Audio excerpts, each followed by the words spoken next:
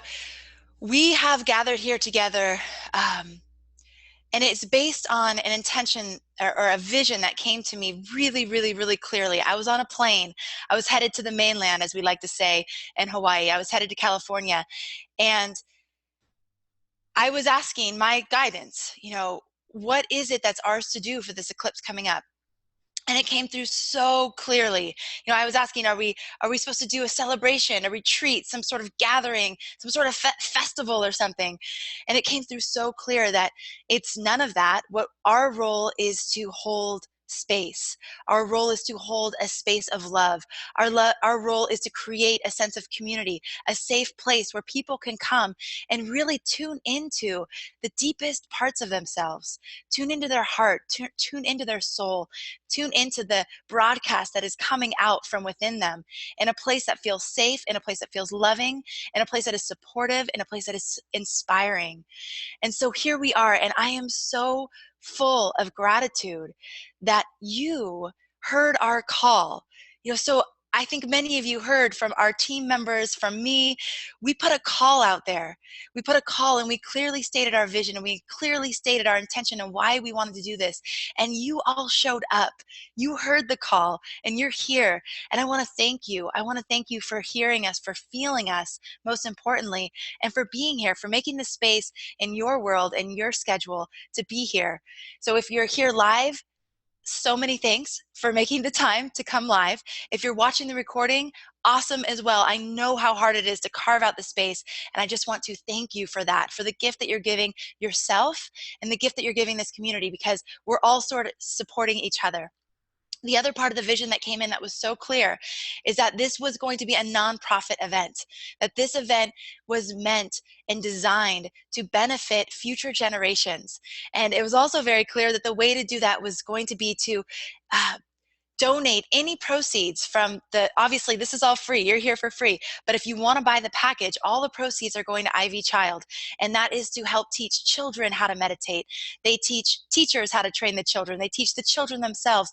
We're going to be sharing some amazing stories from children who have actually had their lives changed by the power of meditation. And so that was also very clear from my guidance. It wasn't 10% of profits. It wasn't 50% of profits. It's 100% of profits. So everything that we generate from this event is going to children, the people that will someday lead our planet. And I feel so good about that. And I know that many of you do too as well. We've been hearing from a lot of you. All right.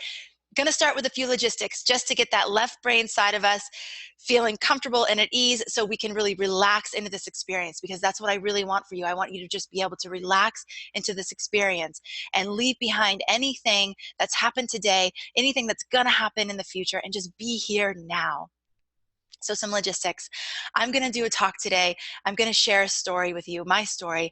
I believe that it's very important that you understand, who I am. So as we're journeying together over these 14 days, you can rest assured in the clarity and the purity of this intention. I also know that okay, so that's what we're going to start. And then I'm going to start there, but then we're going to go into the guided meditation right from there. And then I'm going to leave you with some musical inspiration. So it's all going to happen very seamlessly. I'm not going to really say goodbye at the end, because what I want to do is leave you in the meditative space. I want you to be able to really settle in and take some time. If you have a journal, grab it now. I want you to be able to have that time with your journal after you have we have had this experience together, so you can document where you were at the beginning of this journey and what intentions that you set at the very beginning. So that's what's happening today. Over the next 14 days, we will have our 14 different speakers. They will start with a 15-20-minute talk. We're going to be talking about the eclipse themes, and then we'll go into the meditation. I am going to do my best to keep these talks to 30 minutes, but I am already so nervous about doing that today. It's a really short amount of time. So what I'm hoping is that you all can give yourself an hour. We won't take the hour, but if you give yourself the hour, then when we end at 30 minutes or 35 minutes or 40 minutes, you'll be able to take the rest of that time just for yourself. Again, to be in the space, to revel in it, to anchor in it, to bathe in it, to be in it. So just give yourself an hour, even though we really are targeting for 30, if you can. I totally get it if you can't. If not, we have all the recordings. So if there's anything that you missed, you're going to be able to access all the recordings for all 14 days of this event. So you'll be able to refer back. Okay. I also want to just encourage you to make space for yourself over the next 14 days, in addition to what we're doing together. If you can, focus on nourishing yourself in the ways that feel most nourishing for you. So for me, that's things like making sure that I'm eating good for my body foods, which is what we call it in our house. I'm making space for walks in nature. So whatever it is for you, do your best to do that and just commit to that right now, to find that space, because we are entering into a time of incredible, fiery energy. It's going to be intense. There's a lot happening in our lives, in the world, in our country. So let's just do what we can to give ourselves the space to really integrate everything that's happening. We need the space to integrate. So if you can do that, I highly encourage you to do that. All right. So my team said to me, we think you should do one of the days. We think you should do one of the days of the 14. And I said, whew, okay. I guess if I were to choose a day, it would be the first day. That seems like it would make the most sense to set the stage for what we're doing here together. And then I started to think, well, I'm not a meditation teacher. I'm not a spiritual leader per se, and I'm certainly not a professional astrologer. So what do I have to offer you? What is a gift that I can give to you? And what I came up with is the gift that I can give you is the gift of me, is the gift of my story, is I'm an individual on my own path to discover my personal legend, just like you are. So the gift that I can give you is my own hero's journey. And so that's what I'm going to share with you today. And what I'm doing is I'm combining it with the themes of this eclipse, which are number 1, change. Number 2, transformation. So we can have change happen in our life, but not necessarily transformation. So those are 2 different things. So change and transformation. Number 3, the shadow. We're going to have a literal shadow going across the entire United States. This shadow is both literal, we'll be able to see it, but it's also metaphorical. It's a shadow that it's an event in the sky that is going to be illuminating the need for all of us to look at our own shadows individually and to look at our shadows collectively. So what is the shadow? The shadow is anything that within you, your light, that is being eclipsed, literally. It is in darkness right now. So it can be the very good things about you. It can be your greatness. It can be your pure expression. That can be in the shadow. It can be the things that you would never show up at a party and broadcast to everybody. It's the things that maybe you're embarrassed about or shameful about. Those are also in the shadow. So the eclipse is giving us this opportunity to look at those shadow elements, both as individuals, but also, again, as a country and as a world, as a planet. The 4th eclipse theme that I'm going to highlight is the eclipse theme of leading with heart, having the courage to lead with our hearts, the courage to lead from a vulnerable place, but also to follow the heart. So it's both leading with the heart and letting the heart lead. And so that is another element that I'll be covering today. And then number 5 is the idea, which I've already talked about a little bit, is planting seeds of hope for the future, planting seeds of hope and inspiration for the future generations, for those who will come after us. And we have this potent and unique opportunity to do that right now, right here together. So I'm going to start with my story. I'm going to begin 9 years ago. Of course, there's a story before the 9 years, but I'm going to start 9 years ago in New York. And I was living in New York City, and I was running a wireless technology consulting company. And I was a good little goat. I was a good little Capricorn. I had my head down and I was climbing that mountain step after step after step after step. And I was focused and I was ambitious and I was driven and I was hardworking. And I was really, really, really good at accumulating things. I was really good at accumulating titles. I got my bachelor's and my master's in psychology, and I graduated summa cum laude and magna cum laude. And then I joined the family business, and I went from a salesperson all the way to a director, to a chief operations officer, to a chief sales officer, and an owner of the company. I was really good at the title thing. I was also really good at the status thing. I had all of the symbols that go along with the status thing. I had the beautiful Audi A7. I had the apartment in Tribeca and Chelsea and Upper East Side at different times. I had the beautiful clothes and the beautiful shoes and beautiful things. I was also really good at accumulating wealth.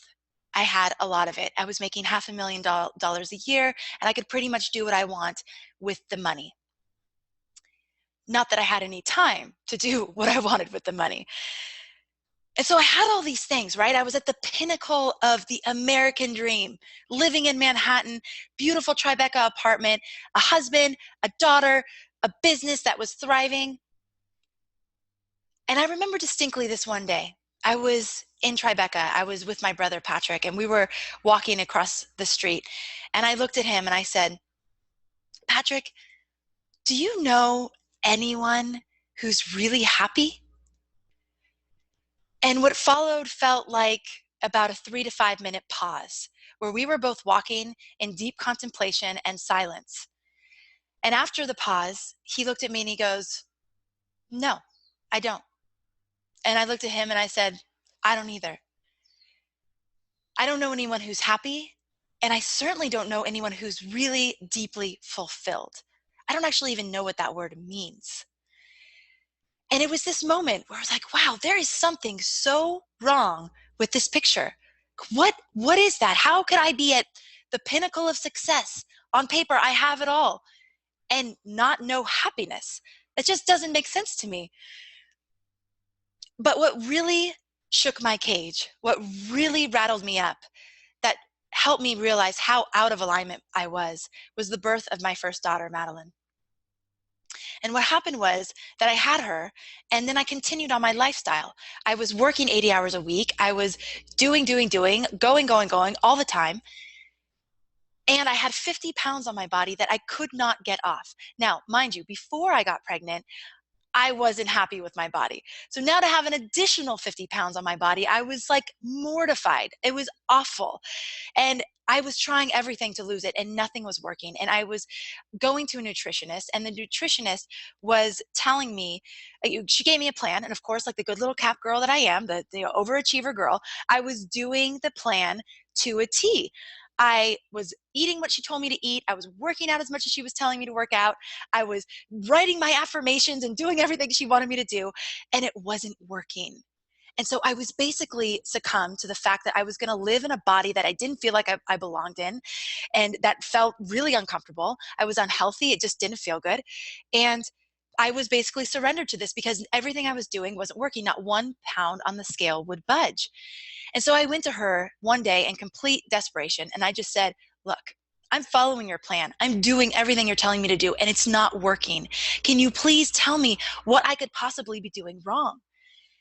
And she looked at me and she said, well, maybe you're not setting your intentions correctly.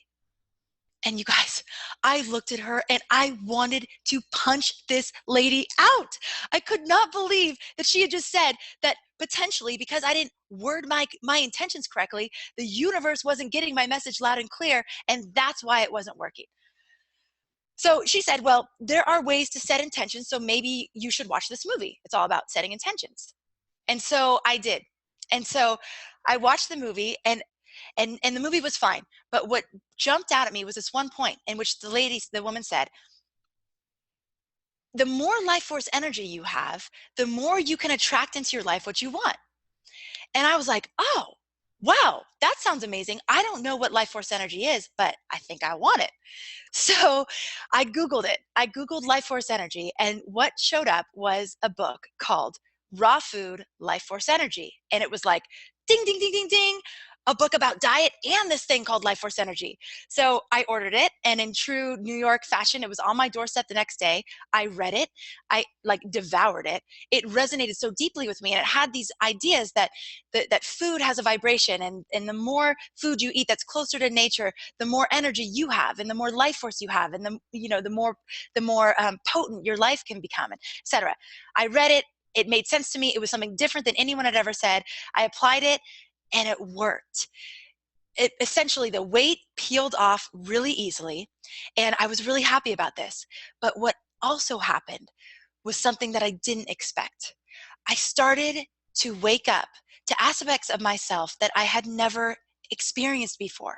I started to feel. I started to have desires. My heart was starting to open up.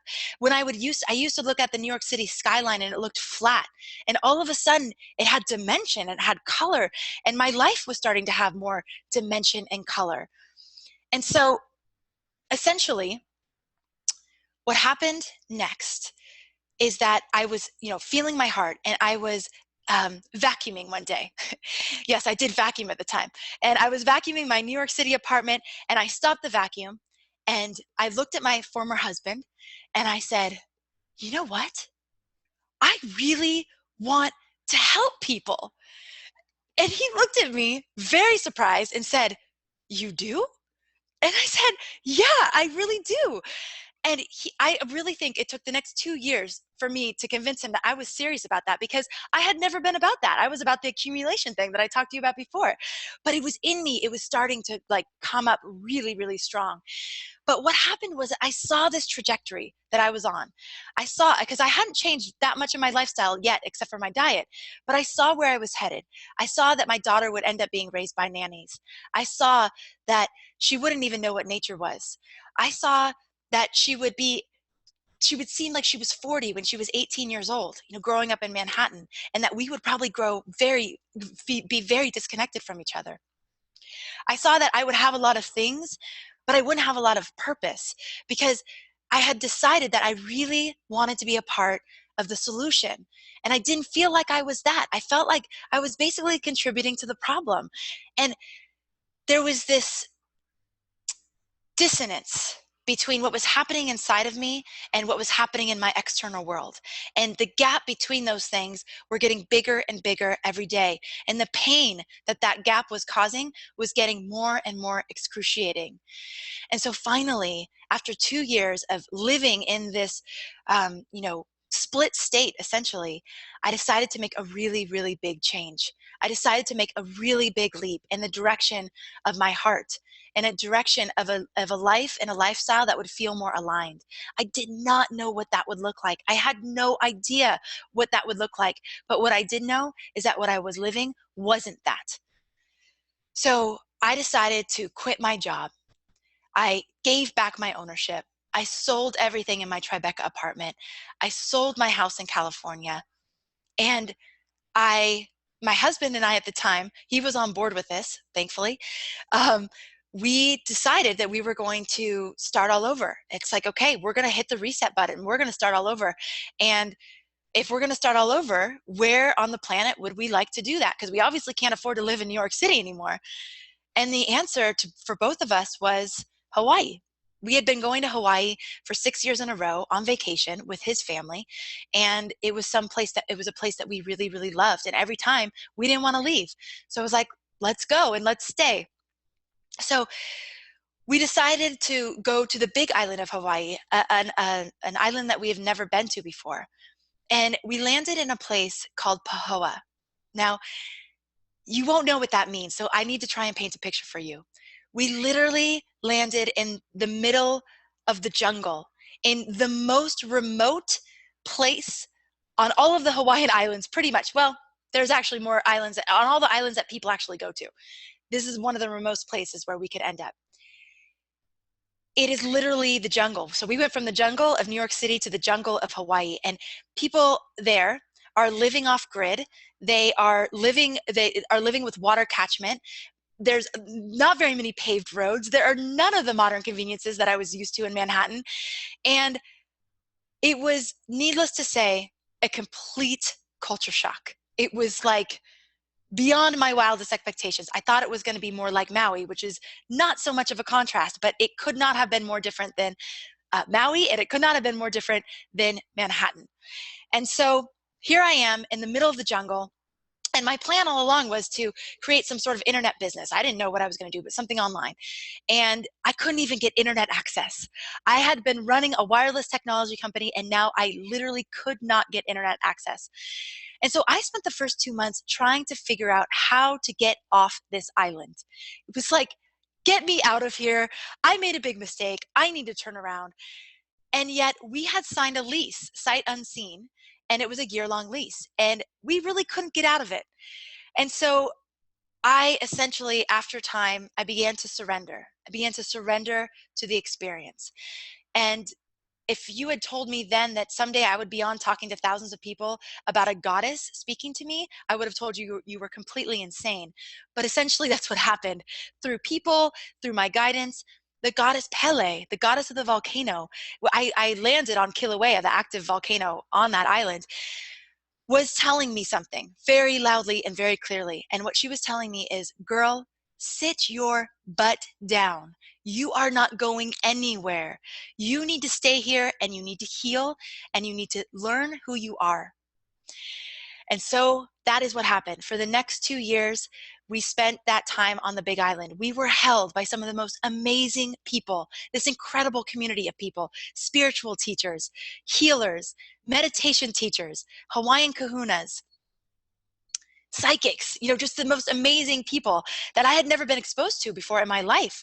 And one of the Hawaiian kahunas that really, really influenced me a lot, you all get to meet at the end of this series. She is going to be doing the Eclipse Day, Auntie Mahealani. So this is a gift that I am so excited to share with you. And so this time on the Big Island was all about shedding, releasing identity. I'm no longer Miss Successful Corporate Businesswoman. I'm woman in the middle of the jungle that doesn't know who she is. It's no longer about getting things done. It's about being. It's no longer about do.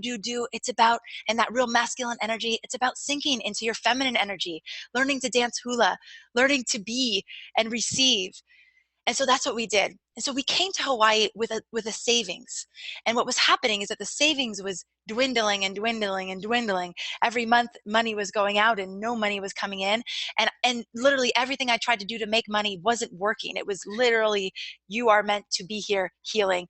Don't try and do anything. So eventually it became clear that we were going to need to move on from this particular part of the island because neither one of us could find work there. And so we decided to go to Maui, the neighboring island. And I thought it was kind of going to be like, okay, now, everything works out. We've done this healing. Now we're on Maui and we're going to find great work and end of story, right? Wrong. The next thing that was on the chopping block for me was my relationship. So I had been with my husband for 17 years. I'd met him when I was 19. And we had been together. We basically grew up together. And we now had 2 daughters. Oh, I forgot to tell you. Did I tell you I was 7.5 months pregnant when I moved to Hawaii? I don't know if I told you that, but I was 7.5 months pregnant with my second daughter when we moved. And so now we have 2 daughters and we've been together and we don't have a lot of conflict in our relationship, but it's basically on autopilot. And I assume that we're going to be together forever, just like my parents, who in a year and a half will be celebrating their 50th wedding anniversary. I thought this was going to be us. And what happened when we moved to Maui, very quickly, the cracks and the fissures in our relationship came to the surface. The shadow elements, the faulty foundation, the places where I'd hid my head in the sand and wasn't paying attention, where I was on autopilot, where I was just assuming things were going to work. It very quickly came to the surface and our marriage began to dissolve very, very quickly. Within months, it was very clear that things were falling apart in a very, very big way.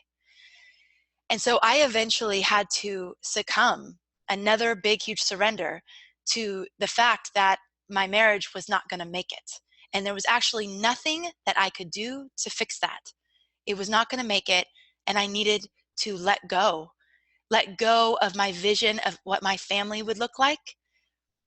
I had to face my own guilt and my own shame for my contribution to the unraveling, for my denial, for my inability to see what was right in front of my face. I also had to deal with an overwhelming sense of failure. The only words that are ever associated with divorce are failed marriage, devastating divorce, and trauma for the children. And this was so hard for me to hear, to absorb. I didn't even have to hear it. It's like so in our collective language. And it was in me. And so I was faced with this, wow, I just failed. I failed so royally. I was also, not to mention, so the financial pressure had gotten worse. on the verge of bankruptcy. So I was $50,000 in debt, and it was this mountain that I had no idea how I was going to climb. You know, here the goat is at a loss. I have no idea how I'm going to climb that mountain of debt and get out the other side. I was on food stamps just to feed my children. I used to scoff and have judgment towards people who were on food stamps. And here I was on food stamps, so humbled and so grateful that something like that existed, because that is what I relied on to feed my daughters through this time. And I was trying to find work, anything. I had always said my whole life, if worse comes to worse, I'll wait tables, because I had waited tables before. I couldn't even get a job waitressing. I sent in applications. No one would call me. I knew I had gifts to give. I knew I was a very smart, intelligent, hardworking person, and I couldn't get a job. I was doing odd things here and there. And it was so painful, you guys. At the very, very bottom of the barrel, I felt my life was in complete ruins. And this was more than just physical and emotional and mental devastation. This was existential for me, because I had followed my heart. And here I was with a life in complete ruins. Joseph Campbell said, follow your bliss and doors will open where none were open before. And yet every door was closed around me. Someone else said, I don't know who, leap and the net will leap and the net will appear. And here I had leapt and no net had appeared. And so this was existential for me. This was like, whoa, is this how the story ends? Is this what happens when we follow our heart? And so what became a lifeline for me through all of this was astrology. Astrology appeared in my life right before the most devastating times. My first reading was with astrologer Natasha Alter. Natasha then became one of my dearest friends, my fairy godmother, I call her. She would remind me about the astrology that was happening for me at the time. She and her perspective kept me anchored in a bigger perspective that while it seemed like my life was falling apart, something new was emerging. There were things that I needed to let go of in order for this new me to come forth. The Leo King at the time, I was tuning into him. He didn't have his app yet. Right when he had his app, I was all in. But I would tune into him every day to his forecasts, where he was explaining a time where this wasn't just happening for me, it was happening for other people too. And that I wasn't alone, and that there was a divine plan that was happening where we all needed to be stripping away these aspects of ourselves that weren't working, that we were all dealing with loss and what felt like devastation. And my friend Marion, at the time I had this friend Marion, dear friend, I'm still dear friends with Marion, but she lived on Maui at the time, and we would talk about astrology. And she is married to a man named Richard, who also was holding me throughout this time. And one night I was at Marion and Richard's house, and Marion and I were having dinner, and we were sitting there talking about astrology, as we always were doing these days. And Rich was sitting on the couch working, and he had his laptop open, and we were talking, about astrology. And he looks up and he goes, hey, I've had this domain name Astrology Hub for a long time, and I've just been waiting for someone to do something with that with. And my eyes lit up and my hand went up and I went, I'll do it. I'll do that with you. I didn't know what it was. I didn't know what it would be, but I knew that there was this gift that had come into my life, and it was astrology. And astrology had helped me through some of the most devastating times that I had ever been through. And if I could share that gift with other people, this would be, back to that vacuuming moment, my opportunity to help, to serve, to use my gifts in a way that could benefit other people. And this is all I ever wanted through all of that time. And so I said yes. And we started to devise a plan. And the plan was that we wanted to make astrology accessible for people. And we wanted to make people realize how practical and useful that it can be in their life. And what I saw out in the marketplace was a bunch of garbage, like stuff about astrology that just isn't, I mean, it's okay, it's entertaining, but it's not that helpful, right? And then I saw things that I can't even understand. It was a whole language that I literally couldn't understand what they were saying. And then I saw some people that were delivering the message of astrology in a way that was really useful and really helpful. And so we decided to create a platform. And our first idea was to create a summit and to invite astrologers to give their talks on this online summit. But we had a really big mountain to climb once again, because we weren't astrologers and we didn't know any astrologers besides Natasha. And so Natasha introduced us to the astrologer Catherine Andren, who's awesome. And then Catherine introduced us to Donna, who introduced us to the world. And we got on the phone with astrologers in the beginning and we told them our story, and they could feel us, because there's an inherent, like, wait, who are these people? We didn't even have a website at the time. Like, are we really gonna, bring our great information, our wisdom, our experience, and share it with these people that we don't know? So we had a lot of work to do in terms of building trust with the astrology community. And at one point, Rich walked into the office and he looked at me and he said, hey, we're going to need someone to kind of be the one that the emails come from, and someone to kind of step in front of the brand. And would you be willing to do that? I was like, sure. Okay, I'll do that. And so then I became the face of the brand. And that's how that happened. Very simple. And the first summit that we did was extremely successful. It was great. It didn't make any money, but it was great. And then we did it again. And then we did a Pluto Generations course. And then we did a forecast. And pretty much the rest is history. And today I'm sitting here with you. On the personal front, I didn't have to declare bankruptcy. An angel situation came into my life that helped me out of that situation.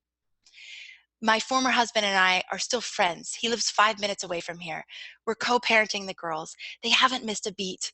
They're doing great. And I feel that my relationship with them is stronger than it's ever been. And now I am leading a company that feels so aligned with the depths of who I am. We get to come together and share with each other and grow and get better and use astrology as a tool to do that. And so eventually, the net did appear. The net did appear. The net has been Astrology Hub, and the net has been you.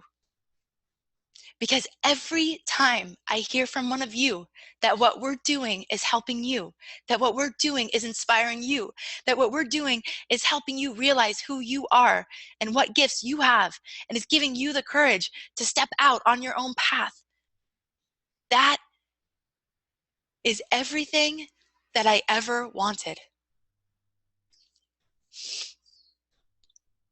So this is why I am so very clear and so very trusting in this process that I see happening all around us.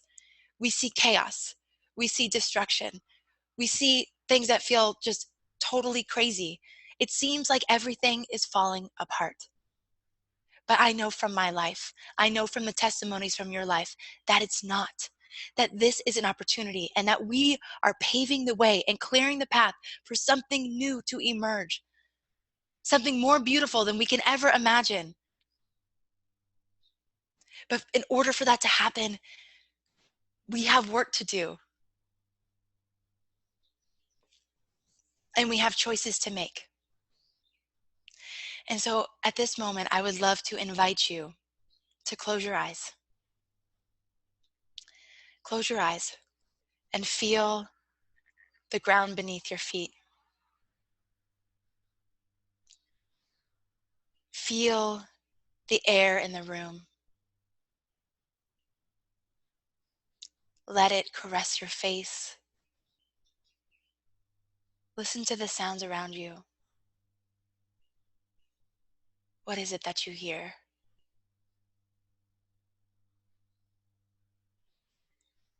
Tune into your breath. Feel it. The in-breath and the out-breath, so natural.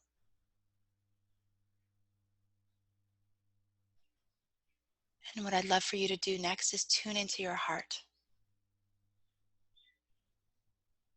How are you feeling in this moment? Do you feel alive? Do you feel your own potential? Can you see and feel your own beauty?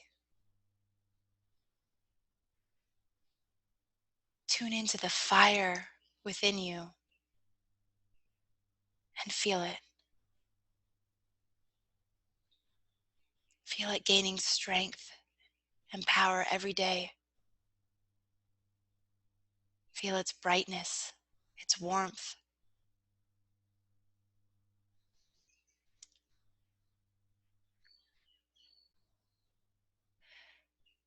I want you to imagine that there is a bright beam of light emanating from your heart. Allow that beam of light to fill the room that you're in right now.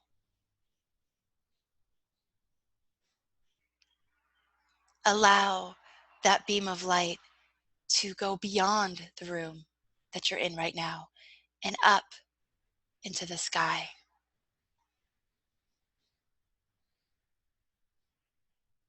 Also feel that beam going down into Mother Earth, nurturing her, warming her soul.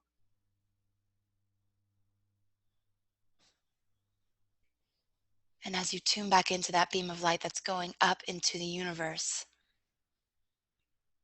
I want you to take a bird's eye view of what that looks like right now from the planet's perspective. The planets seeing these beams of light coming towards them, nurturing them.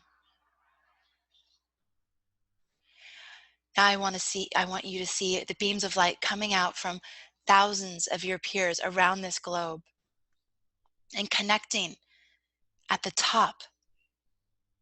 So we're connecting and creating this force field of light around this planet, this force field of love. And we're joined together in this common intention to anchor love on this planet, to be beacons of hope for ourselves, for each other, for our communities, for the world.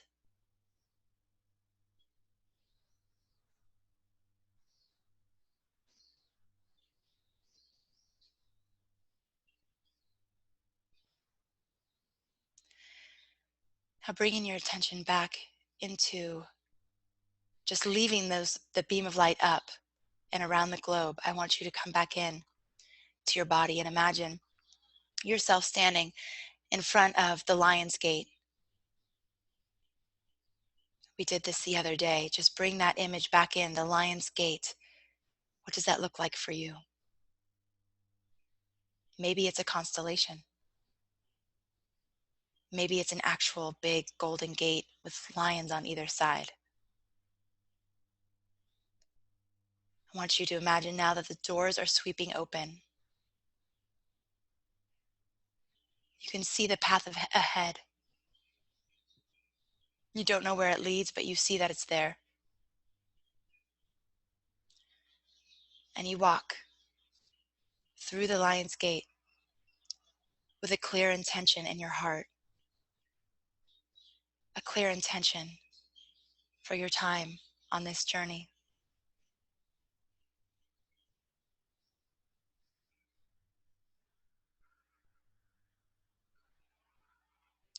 For the healing that will be done, for the courage that you will find.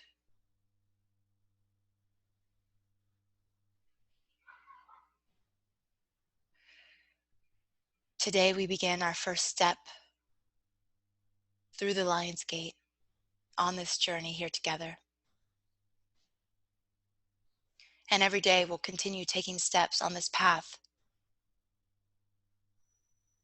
And I want to invite you to sink into the unknown, the mystery of that, the beauty of that.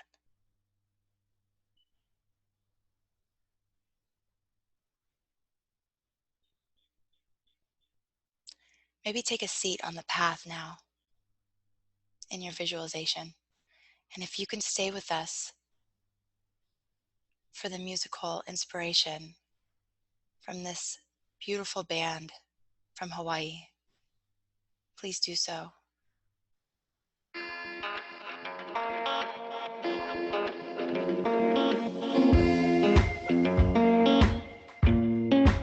There's so many stories about the times that we're living in. These stories have been foretold. There's prophecies, there's ancient legends about this time.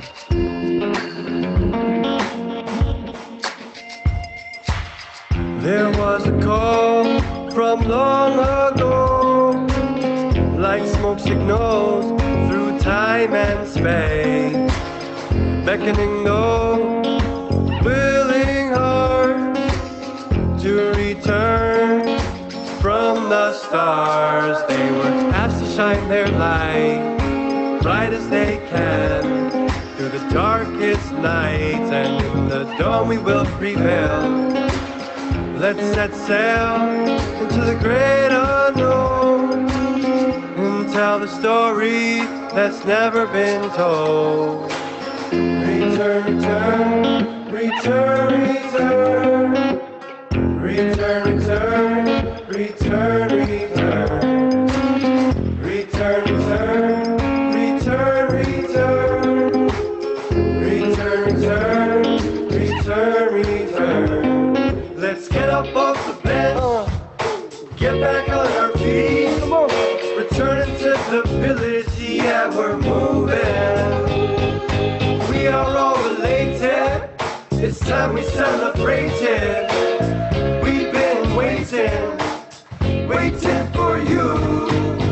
Waiting for you. Oh, oh, oh, oh, oh, oh, oh,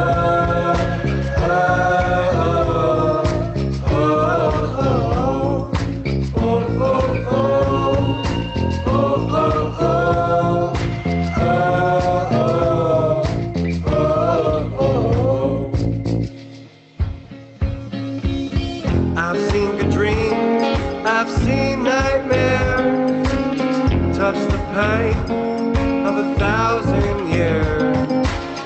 It can shift with a single kiss.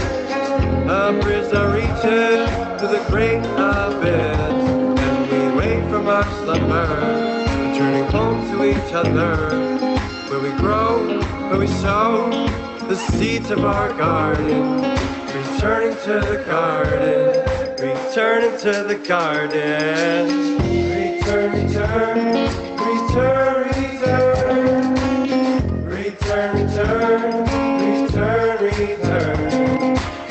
Return, return, return, return. Return, return, return, return. Jump up out your bed, don't go back to sleep. Come on, we got work to do. Make it work or play, let's enjoy it. Let's have fun. Remember why you came. You know what to do. Exactly what you need to do. We've been waiting, waiting for you. Waiting for you. Oh, oh, oh. Oh, oh,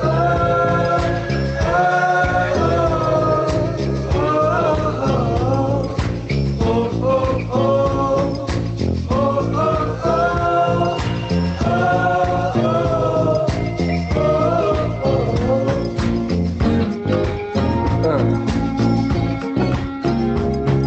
Feel good.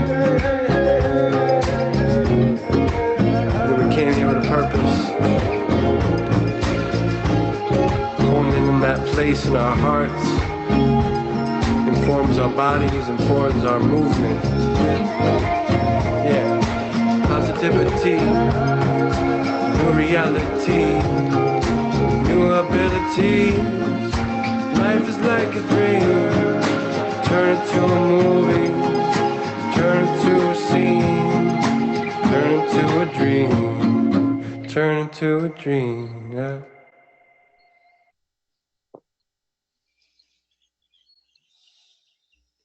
Thank you so much for joining, and we will see you tomorrow with Donna Woodwell. Love you all. Aloha.